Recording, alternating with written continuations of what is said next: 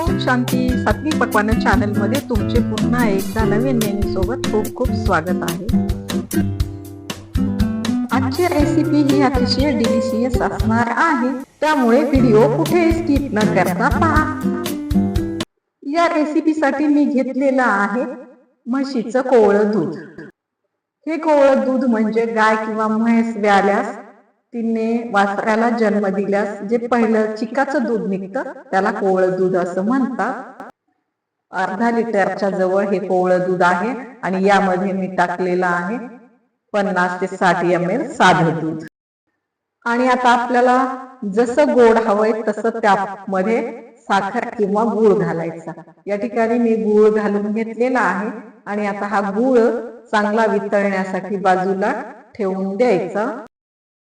आणि आता या ठिकाणी मी 4 वेलदोडे घेतलेले आहेत आणि हे वेलदोडे कुटून घेते। वेलदोडे कुटत असताना त्यामध्ये थोडीशी साखर घातली की ते पटकन कुटल्या जातात। पहिल्या दिवशीच्या कोवळ्या दुधाच्या वड्या बनवत असताना एक महत्त्वाची टिप्स म्हणजे त्यामध्ये थोडंसं साधं दूध घालायचं, त्यामुळे या खरवस वड्या सॉफ्ट देखील होतात आणि गिळत असताना आपल्या घशामध्ये कोरडेपणा जाणवत नाही।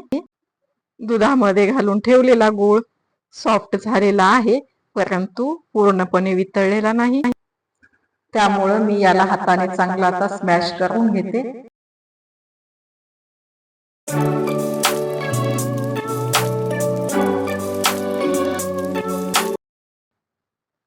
आणि आता या ठिकाणी पाहू शकता गूळ चांगला वितळलेला आहे।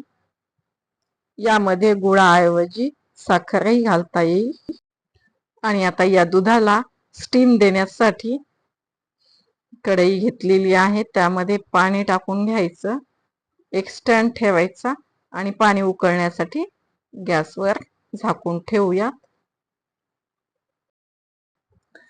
या वड्या स्टीम होण्यासाठी एखादं ताट, एखाद्या डब्याचं झाकण किंवा केकटेन पातेलं काहीही घेतल्यास चालतं। या ठिकाणी मी घेतलेला आहे चौकोनी केकटेन आणि यामध्ये मी घालून घेते हे दूध।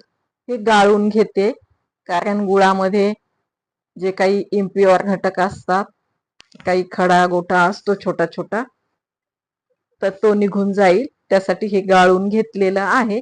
पाहू शकता खूप गाळ निघालेला आहे गुळामधला। आणि यामध्ये घालून घ्यायचं वेलची पावडर। वेलदोड्याची पूड घातल्यामुळे या वड्यांना खूप मस्त चव येते। आणि अजून व्हेरिएशन म्हणजे यामध्ये आपण व्हॅनिला किंवा केवडा इसेन्स देखील घालू शकतो, पण पारंपरिक पद्धतीने वेलची पूड घालतात, त्याच पद्धतीने मी सुद्धा घातलेली आहे इथे वेलची पूड। आणि यावर मी काही केसर काड्या घालून घेते। हे पूर्णपणे ऑप्शनल आहे। आणि आता पाहूयात, पाणी चांगलं उकळलेलं आहे। दुधाचं भांड या ठिकाणी ठेवून देऊयात कढईत आणि झाकून ठेवायचं। 8 ते 10 मिनिटात हे दूध सगळं थिजून बसतं। आणि तुम्ही अजूनही माझ्या चॅनलला सबस्क्राईब केलं नसेल तर चॅनलला प्लीज सबस्क्राईब करा, बेल आयकॉन दाबा, जेणेकरून नवीन व्हिडिओच्या नोटिफिकेशन्स मिळतील। व्हिडिओ आवडल्यास लाईक करा आणि कमेंट्स बॉक्समध्ये कमेंट्स टाका आणि व्हिडिओ इतरांनाही शेअर करा। 10 मिनिटं झालेली आहेत आणि हे दूध चांगलंच घट्ट झालेलं आहे। थोडंसं जे गुळाचं पाणी दिसतं आपल्याला, ते थंड झाल्यास तेही पाणी आटून जातं। फक्त 10च मिनिटं लागलेली आहेत तर स्टीम व्हायला 1-2 मिनिट इकडे तिकडे होऊ शकतात। चांगलं थंड होऊ द्यायचं। हे चांगलं थंड झालेलं आहे, पाणीही आटून गेलेलं, हाताला देखील काही चिकटत नाही। म्हणून आता मी वड्या पाडून घेते। तुम्ही वेळात वेळ काढून माझा हा व्हिडिओ पाहिला त्याबद्दल तुमचे खूप खूप धन्यवाद। तसेच चॅनलला सबस्क्राईब केले आणि नियमितपणे व्हिडिओ पाहता त्यांनाही माझे खूप खूप धन्यवाद।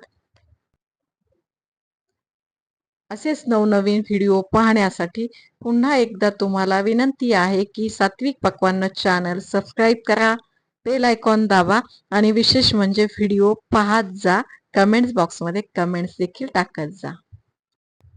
पाहू शकता या खरवसाच्या वड्या किती मस्त झालेल्या आहेत.